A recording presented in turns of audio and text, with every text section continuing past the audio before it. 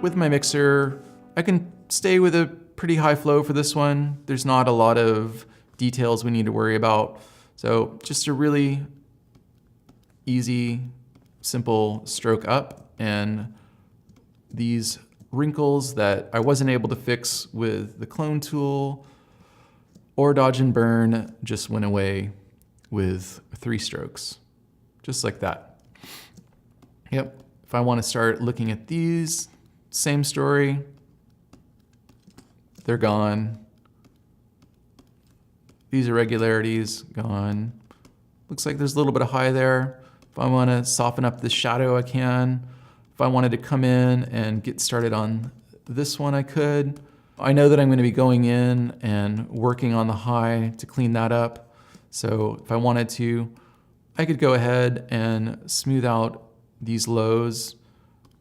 If I want to preview what that low is going to look like without being distracted by the creases in the high, I could do that as well. I could just go to town on all this stuff because I know that the high is no problem with these fabrics, and any work that I do on the low, getting rid of creases, is going to be really easy to fix on the high. I've already practiced, I've already demonstrated, proved to myself what's possible, and so I feel comfortable working without viewing the high at the same time.